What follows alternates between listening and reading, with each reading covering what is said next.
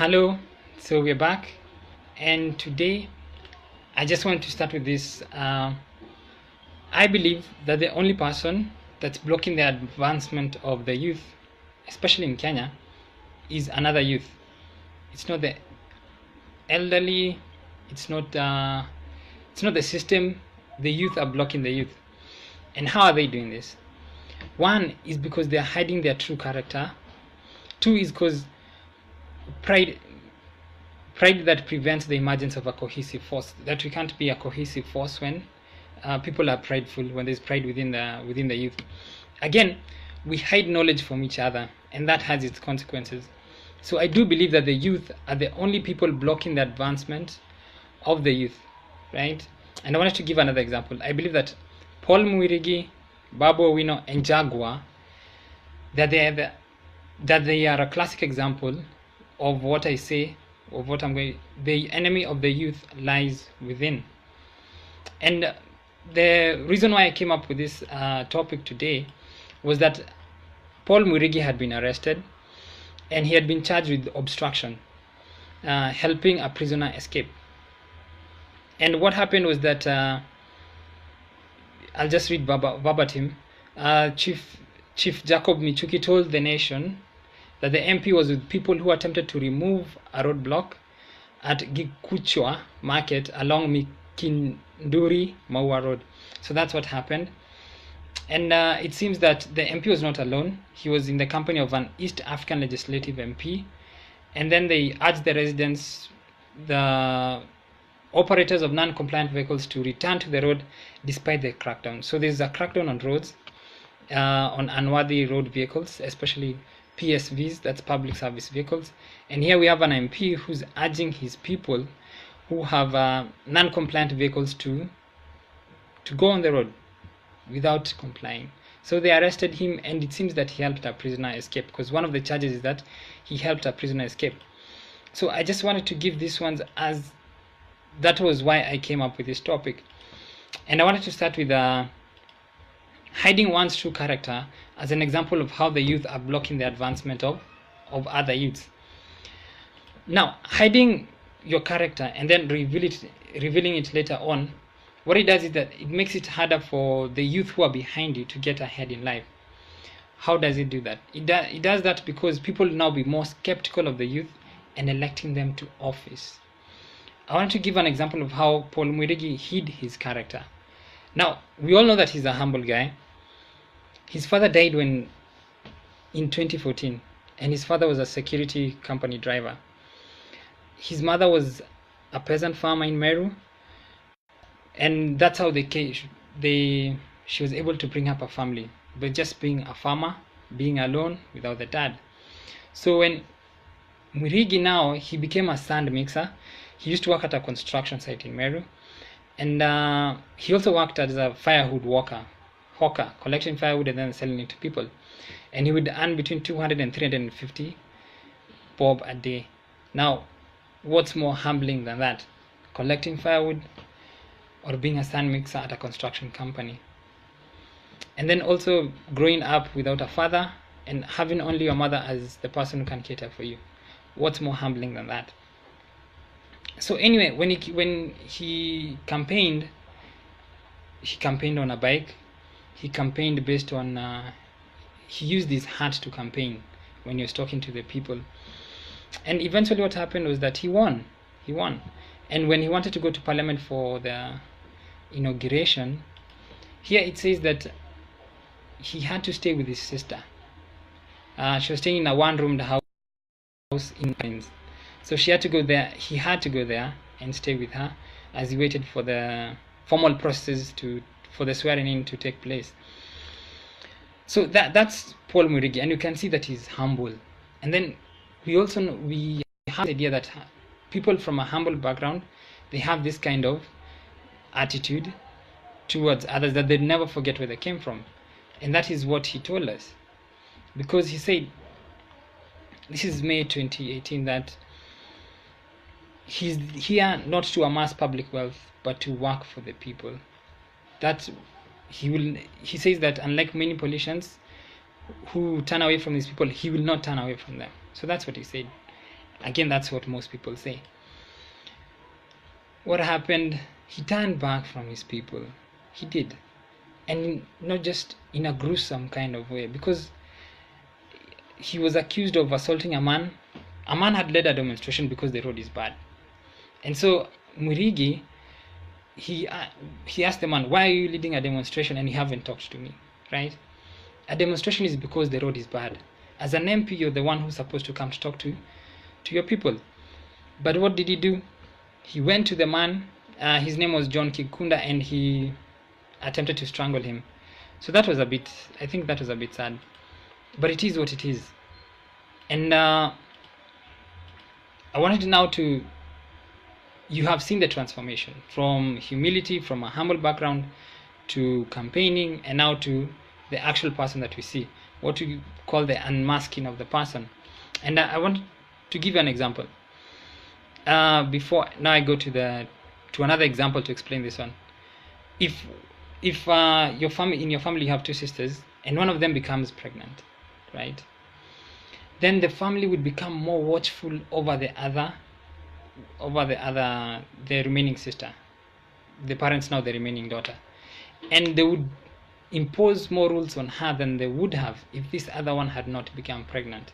So that's the idea that I'm going for. And I wanted to give Germany as an example. Germany during the Great War. The Great War is the First World War, and it was a devastating war. That's why they call the First World War, they call it the Great War. And what happened is that a high-ranking Austro-Hungarian official was assassinated, right, by somebody from Serbia. And what happened was Germany now took that as a pretense now to move to declare war on the other powers, Britain and Russia, amongst others. So what happened after that? Germany lost the war, true, but people now realized that there was something dangerous about Germany. They saw that it was a kingdom by that time. They saw that this kingdom wanted to expand. The Kaiser wanted more power, and they couldn't let it happen, right? And people will say, yes, there are many reasons for the Great War, but as one historian said, his name is Sir Marx, he wrote a book in 1914, Europe's Tragedy. He says, the causes of the First World War are very complicated and very broad, true. But the truth is that Austria and Germany bear the chief responsibility. They believed that they could win a war that would give them European domination, right? And this revelation, it scared the other powers. Britain and France especially became scared, and the United States did not want to enter into another war that it had no part playing. It did not bring about, right? So anyway, what happened? They imposed the Treaty of Versailles.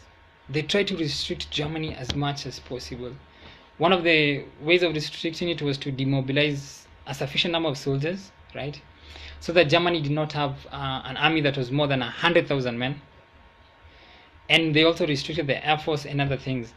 And that's what happens to the youth. When one of us goes ahead and does something that portrays the youth in a negative light, what happens is that the society reacts, and it reacts negatively. It reacts by restricting the chances that the youth have towards accessing power. And so let me give you another example. It's unfair, right, that being judged by one person, the entire youth is being judged by one person, but it is what it is.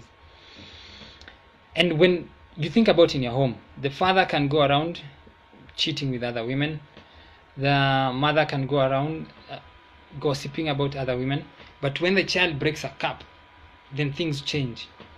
The child's rules have to be imposed. Morality has to come into play, and things of that sort. And it happens, it's the same with the youth. It's easier to target the youth. It's easier to limit their power, their access to power. It's easier to blame them. It's unfair, but it is what it is. And when people like Mwirigi They start out as being humble, and then they end up being less than humble, being authoritarian, right? What happens is that the society now reacts, and we become less inclined to vote for our youth, and that's how we make it harder for other youth to succeed, because now they have to do more than they should have done to get there. In the same way Germany had to go to the extreme to move from where it was.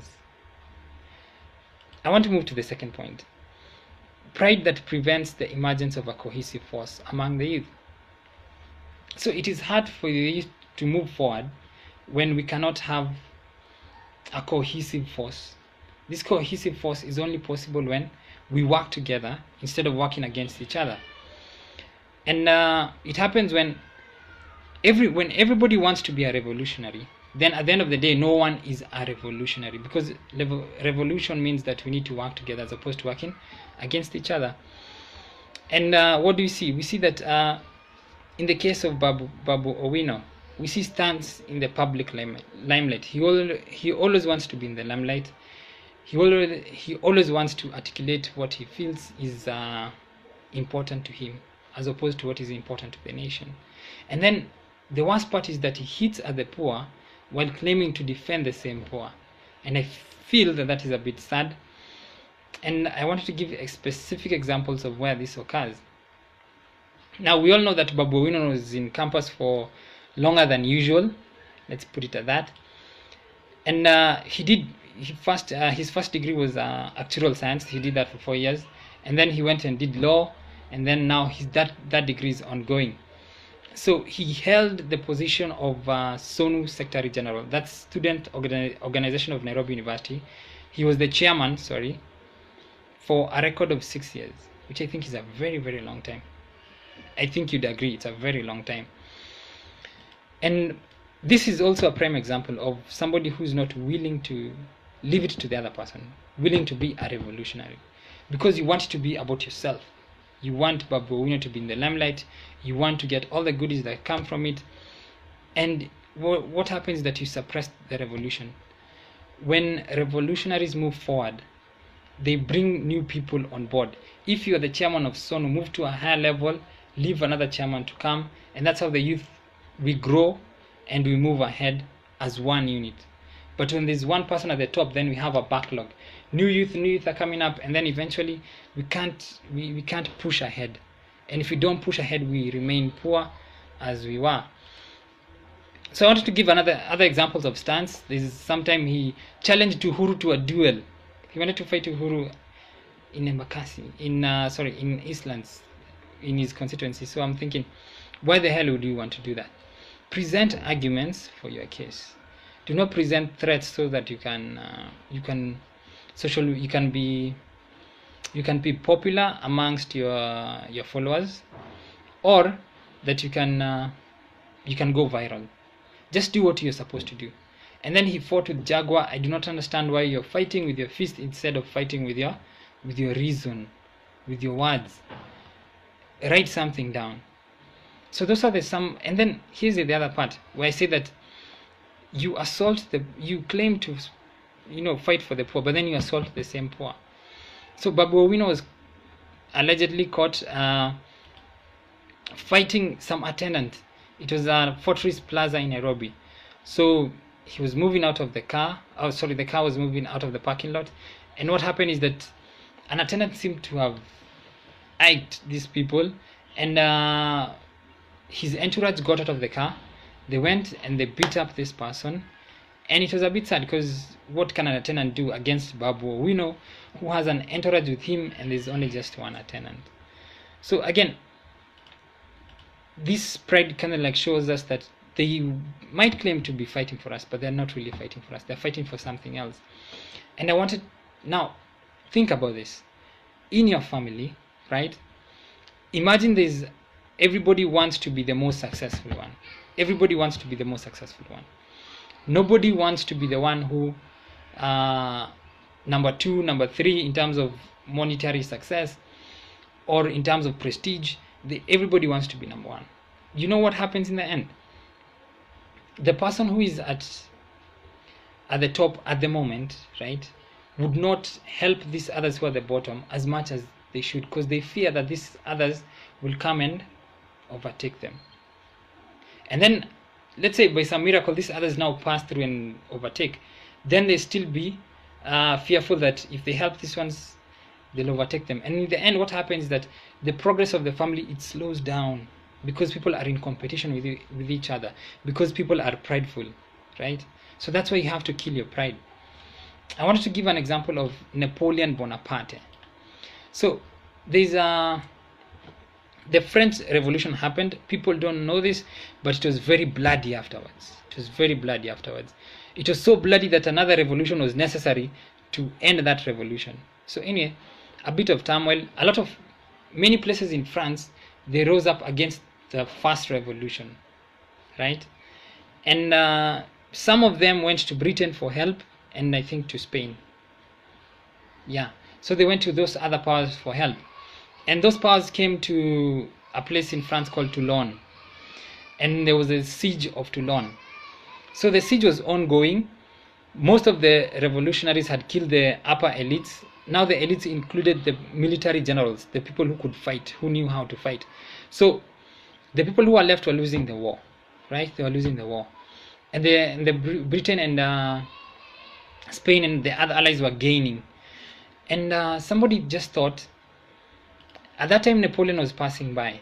He was on his way to another place in France called Nice, but he was passing by Toulon to visit our friends called Sican and Sasiletti or something.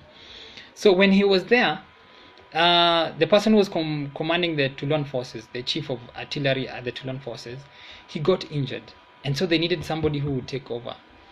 And one of Napoleon's friends suggested that Napoleon might take over. Napoleon was 24 at that time. 24. If that is not a youth, then what is? So the guy who was commanding Domatine, who was the chief of artillery, the person who had been wounded, he didn't like Napoleon. He didn't want him, right? And he felt like they are forcing him upon him. But he took him reluctantly, because the person who recommended him, Sasiletti, was a bit powerful, and then he's a person who knew what he was doing. Now, Sasiletti recommended Napoleon, not because Napoleon had done something great, but because he had had Napoleon. There's a pamphlet that Napoleon had written in support of the French Republic, like the overthrowing of the monarch. And he was impressed by this guy. He thought that this guy could think. And that's why he pushed Napoleon forward, right? And Napoleon won the siege of Toulon. And that's why Napoleon says, it was in Toulon that my reputation began. Because it was a decisive victory. He used a bit of ingenuity. I'll pass through that history sometime in the future. But it was a very clean win. And people are very impressed throughout France. And that's how he rose now from the bottom. And I wanted to give this as an example where if Domatine his pride had consumed him, such that he prevented Napoleon from taking over the artillery at Toulon, what would have happened? Would Napoleon have moved forward? Would France have regained its stability? Would we have had the continental system? Napoleon was very instrumental in bringing sort of like a standard law across Europe. All of those things, would they have been possible? Would the stories been possible? No, they wouldn't, because pride prevents a lot of things. It prevents people from moving forward, right? People that should move forward from moving forward. And that's the problem with our youth today, that the pride that we have, that Babu has to be in the spotlight. He has to be the one who's leading the charge, instead of just leaving it to another person. And that other person does not have to do something extraordinary. In Europe, back in the day, people listened to other people. And when they listened to reason, that's when they came about to support you. In Kenya, you have to have money for them to support you. Anyway, just trying to finish early. The youth, they speak volumes about supporting each other. They do. But they rarely support each other. The youth, they want to be in the limelight. They always want to be the ones at the top. And that's a problem. Because it's a problem for everyone. Because people who are supposed to move ahead want to move ahead. So we need to check on that. So hopefully we'll check on that. And then the last point, hiding knowledge from each other. There was this time that Jaguar was doing an interview, and they asked, what business do you do? And Jaguar said taxi, but then, you know, taxi couldn't answer for the cash that he has. So he said music, but music couldn't answer for the cash that he has. And there were other businesses that he was not talking about. Perhaps he was not talking about them because they're not legal. Yeah, that might be true. But from what I got was that we're hiding information from each other. And they used to do that a lot. They hide information from each other. If you have this hustle and it's making a lot of money, you're hiding from your friends. If your friends have this hustle and it's making a lot of money, they're hiding from others. And eventually, we don't move forward because it leads to economic inefficiency. Such that if you give someone a given set of information, how he'd use it is different from the way you'd use it. Perhaps he'd use it better than you. And he'd move very fast and very far, right? And perhaps he'd not move as fast as the other person. But at the end of the day, the economy has become efficient, right? And the success of the other person, it leads to your own success. It's highly unlikely that that person will forget you. And even if he does, you have shown your true character. And one day, one time, it will pay off, right? And it's not that the idea has been lost to you. You can still use it. It's not like you'll not have other ideas. You can still have other ideas. The fear of not helping each other makes us we can't move forward because we fear each other. And what do? We empower other youths in other nations where they share information together, where they come together very fast. They move ahead in life very, very fast. Like right now, we are making China great again. Okay, so I wanted to give, when a father hides information from his wife and kids, what happens when he dies? How do the kids know what business he was doing? And even if they know what business was he doing, how do they know this? How do they keep that business going? Do they have the skills? Do they have the experience to keep that business going? They won't have. And at the end of the day, unless you keep it within the family, unless you involve your family members on what you're doing, it's highly likely that the entire household might fall if you fall. And that's a bit sad. Just an example of the Arabs and Israelis, where the power of unity and of coming together as one I think is important. Now, we all know that when Israel became independent after Britain left, the Arab nations came and fought against Israel. And what happened? Israel defeated the forces of Egypt, Syria, Lebanon, Iraq, and Transjordan. Transjordan is like Jordan today. It's Jordan today. So Israel defeated, this is 1, 2, 3, 4, 5. This is 5 armies. And there were only militias at that time. It wasn't a really cohesive Israeli army. But they had unity. They shared information very well. And they were able to move together as a unit.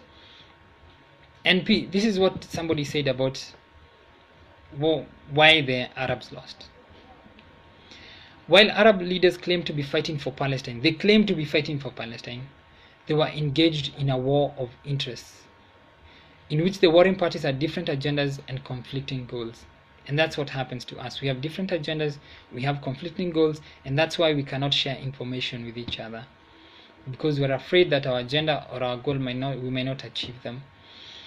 The rivalry between these powers, these armies, was a major problem because it resulted in poor command, lack of transparency, and ultimately failure.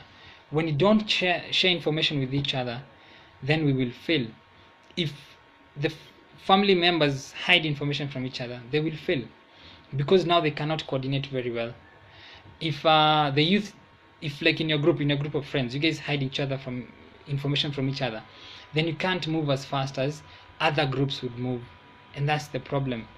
And when you do that, you empower other people who do that.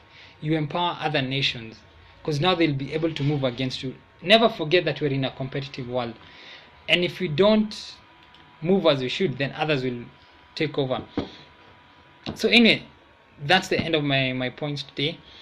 Remember, The only person that's blocking the advancement of the youth in Kenya is another youth.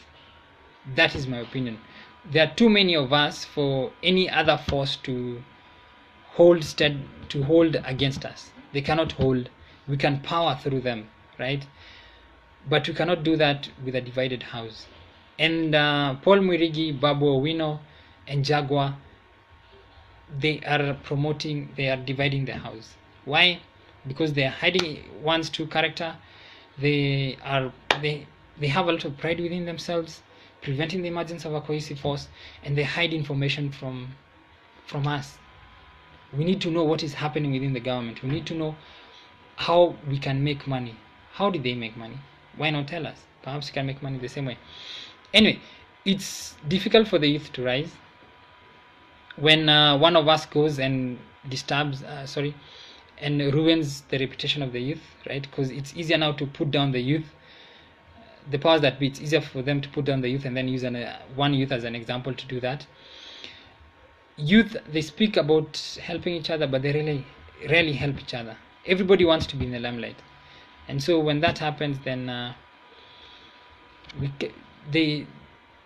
cannot create a cohesive force to power through the system that is putting us down.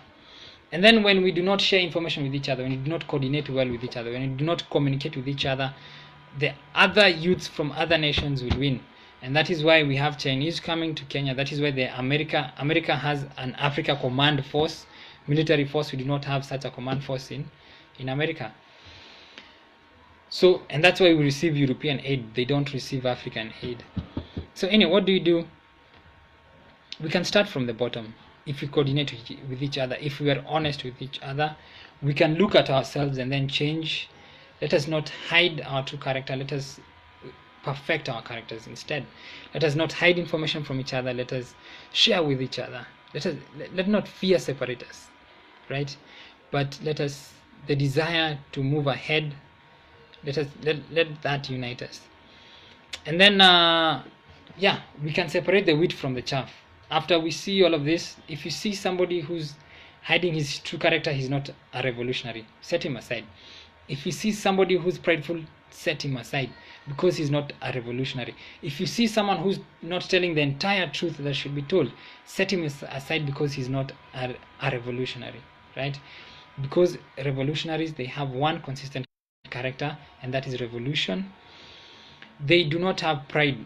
Wherever there can be development, progress, they will push that way. Like Napoleon, his friend Siasaleti saw that Napoleon could move forward, and he pushed him forward. And then finally, revolutionaries, they tell the truth all the time. They never hide information. So that's my video for today.